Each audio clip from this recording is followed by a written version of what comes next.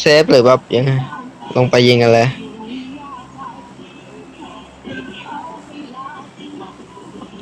ได้เลยนี่เลยนี่ดีวะซ้ายหรือขวาดีครับผมผิดอะไร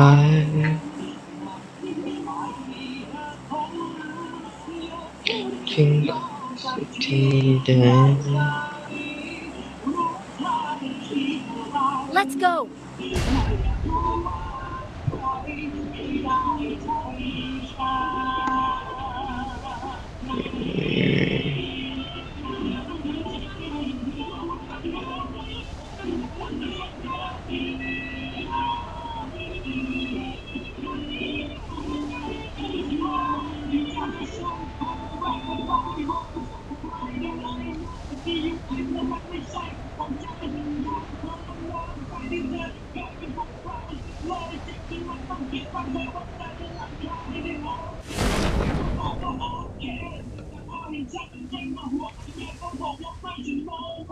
มิตตี้ลงประมาณนั้น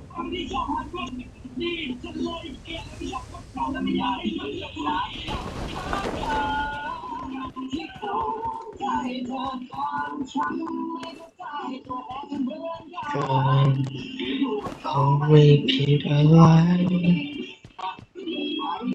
ไม่พ้น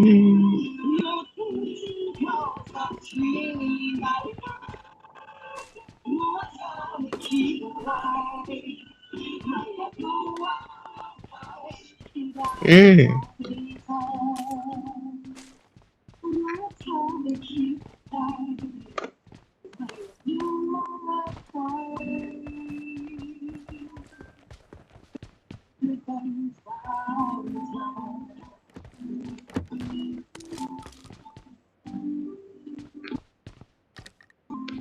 I got supplies. น่าจะไปเอาไม่ทันเพื่อน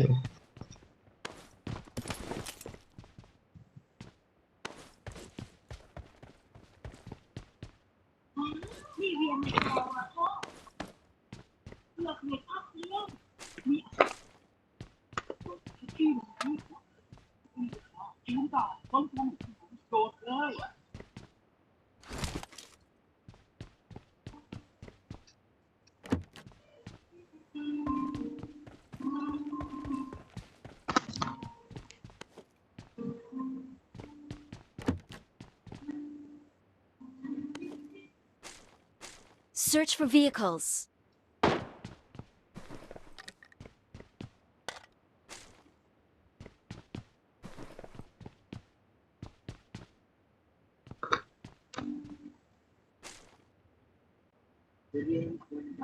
Teacher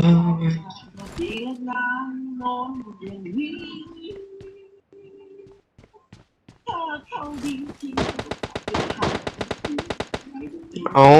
กำลังจะไปยิงเลยเพื่อนเนี่ยปวดใจแทบตาย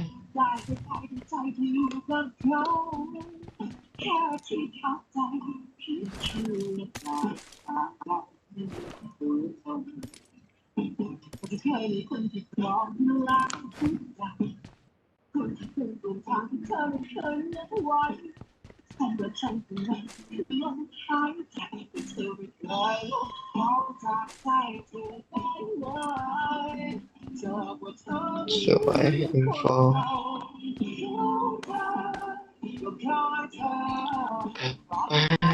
เอาใจ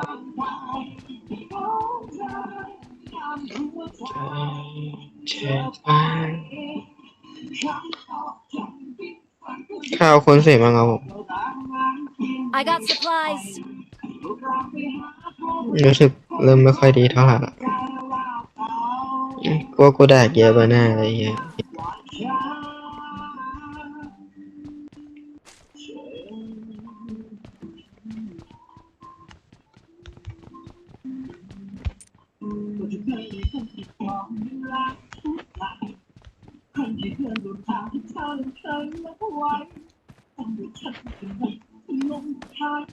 โอ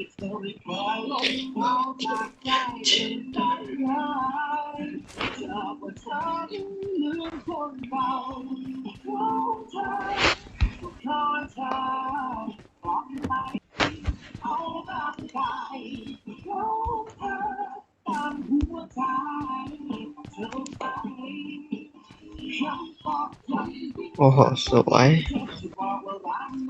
โอ้ยโอ้โหตกใจโอ้โหไม่ได้ถือปืนไม่ได้เมื่อกี้นี้ไอ้เหี้ยใจหายแวบเลยตามที่เธอมาทำลายกันเรานี่มีคนสองอ่ะคนสองคนสามอ่ะ หืม ตุ๊กแกก็มาวะถามว่าเรานี่มีคนสองคนสามเหรอมีคนสองคนสามไหมเฮียจะหล่อทำเฮียอะไร มี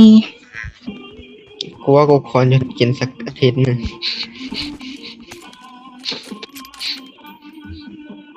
เมาก็นอน ไม่ได้เมาก็นอนแล้วไหมล่ะ ไอ้เหี้ยวงบีบ Let's go. เขาจะใจเธอได้แล้วอยากได้คนสองคนสามอ่ะครับป้ามีป่ะเราอ่ะ เอาเปล่าให้คูณ3 ให้ก็เอา หืม ไม่ให้ก็จะเอาเอ้ยขอบคุณครับ เชี่ย เอากูผิดอะไรหมายถึงเอาคูณสาม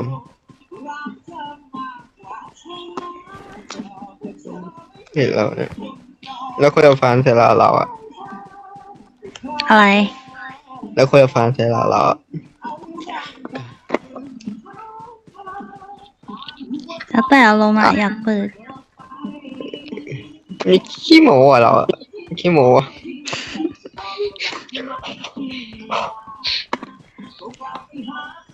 แบบใส่พุงไปหมดแล้วเฮียโคตรแรงเลยเรา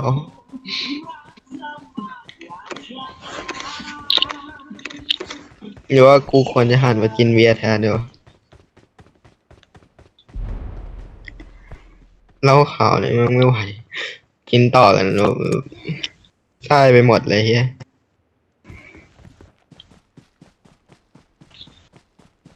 ผมไม่ได้เมา แต่แค่ไม่เหมือนเดิม ไม่ไอ้เฮียมันสะสมมาทั้งวันเลยก็ค่อยๆแบบค่อยๆแบบตอดเรื่อยๆเรื่อยๆไอ้เฮีย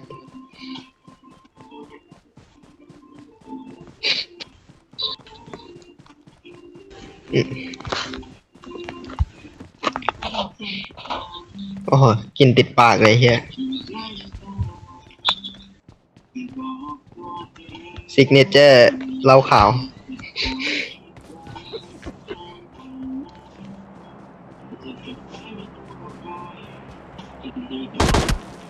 โอ้ยใครยิงอัตปัจจัยบอดหรือว่าเพื่อนไม่น่าบอดแล้วล่ะหรือว่าบอดวะหรือว่าเพื่อนยิงมันมาร์กนะอันนี้บอดแล้วล่ะไอ้เหี้ยตายง่ายเลยเกินโอ้ยคนโอ้ยเหี้ยตกใจ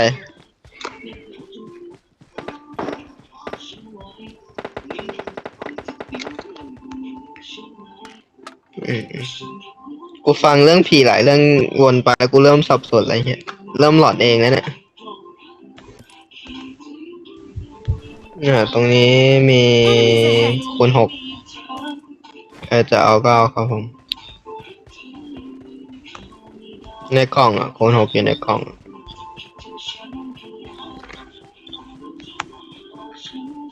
นี่ของจริง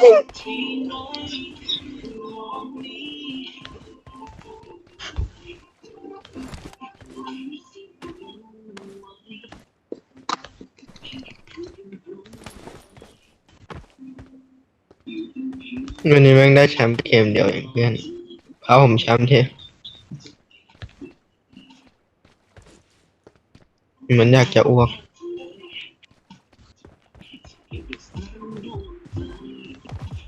เชี่ย เชี่ยอะไรนักหนานะฮะ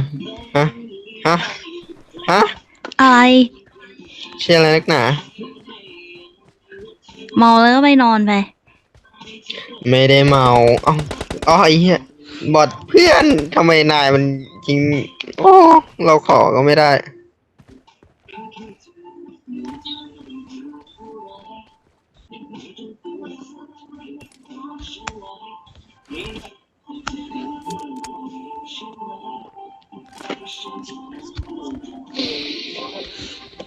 โอ้ยง่วง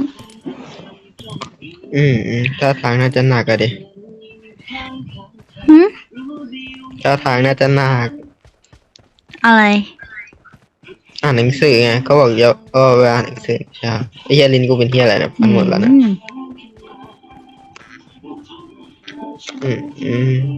แลกลิ้นกับเราวะเธอ อะไรนะ แลกลิ้นกับเราวะ โอ้ย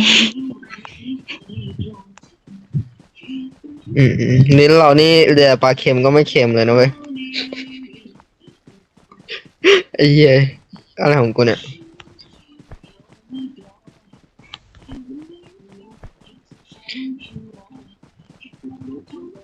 ตรงนี้มี M4 กระบอกหนึง I got supplies. อยากได้ท้ายขาว ไม่อยากได้ Stay alert. ท้าย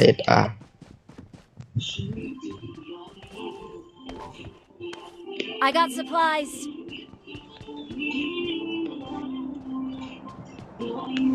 I got จุ่มเจ supplies. มจุ่มทีม อะไร อยู่คนเดียวเดี๋ยวก็ตายหรอกเราอะ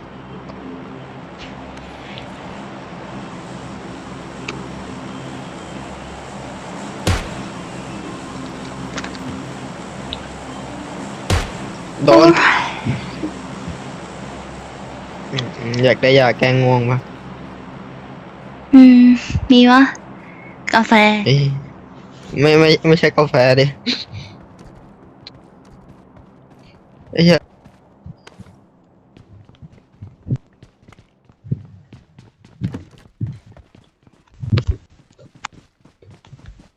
ผมว่ารอดูวงก่อนไหม Search for vehicles. เพราะเราก็อยู่ขอบวงอยู่แล้ว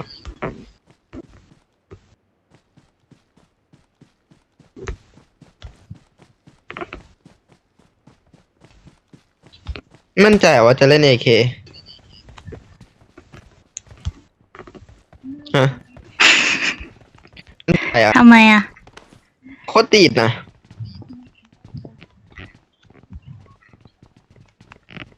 ดีดขึ้นฟ้าเลยนะเธอ มั่นใจ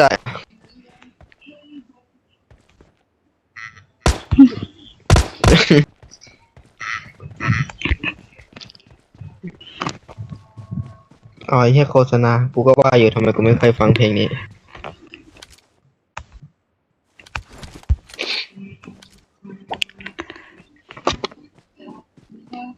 อืมยังไม่ได้ถอน I หรอ got supplies.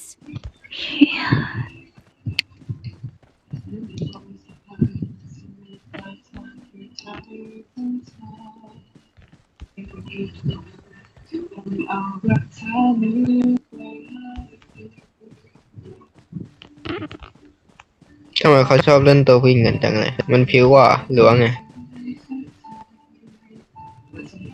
อ๋อ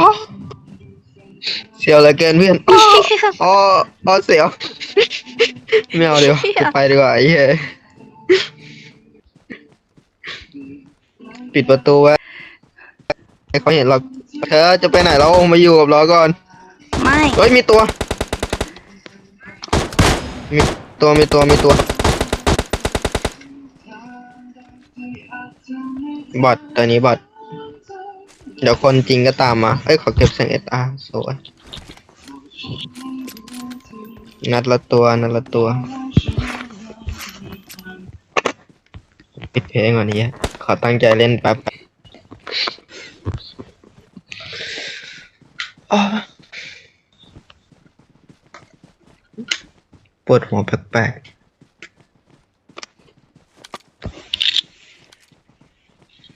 ไหม ไม่นอนอ่ะเฮ้ยผู้หญิงชวนนอนด้วยนอนดีกว่าถ้างั้นอ่ะ ไอสัตว์ เอ้าโดนด่าเฉยแหมมันกับคุณเล่นไหมเรา จบเกมนี้ไปนอนไป ไม่นอนอะเพิ่งตื่นฮัลโหล เพิ่งตื่นอะไร บอกกินเหล้าไม่ใช่หรอ ไม่ก็ก่อนนอนก็กินมาทั้งวันเลย มันก็สะสม คนที่อะไรกินเหล้าได้ทั้งวัน เอ้าเหมือนกูโดนด่าว่ะตกลงนี่ด่าเลยนี่ถามหรือว่ายังไง ถาม นี่เหมือนด่าพ่อกูด้วยนะไอ้เหี้ยพ่อกูกินพ่อกูเป็นคนชวนกูกินนะเธอนี่มันนิสัยไม่ดีวะ โอ้ย ของแบบนี้มันเลือกได้เว้ย มันไม่อยู่กับพ่อหรอก ก็ใช่ไง มันเลือกได้ไง เราเลือกกินไง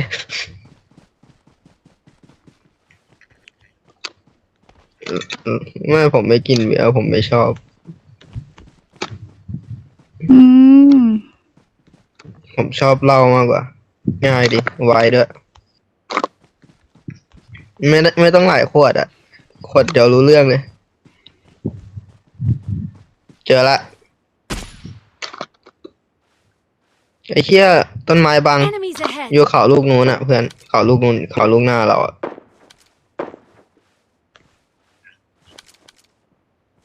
โหช็อตไปกี่นี้เนี่ยทำไมต้นไม้ไม่บังกูนะ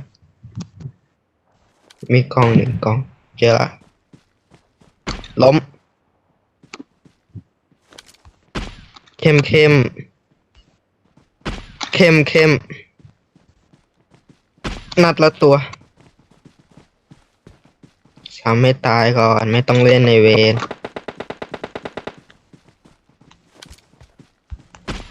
ยิงทำคอยล้มไปอีกตัว อุ้ยเจ็บไอตัวนู้นเจ็บมากครับพี่มันหมอก3ใครก็ได้ชุบเขาทีเขาจะแตก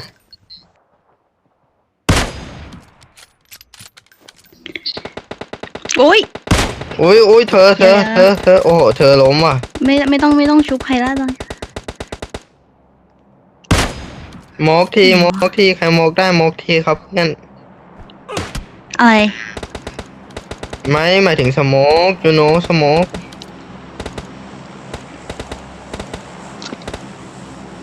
เบอร์ 1ครับ ผมคานมาใกล้เราสุดแล้วนะเบอร์ 1โอ้โหเย็ดแค่ยี่นี่คมจัดเลย กูยิงล้มไม่ตั้ง2 ตัว มันเหลือ2 ตัวเพื่อน โอ้ยอย่ายิงวัดกับมันอย่ายิงวัดกับมัน เอาบอกอย่ายิงวัดกับมันจะไปยืนวัดกับมันทำไมเราไม่ฟังกูเลย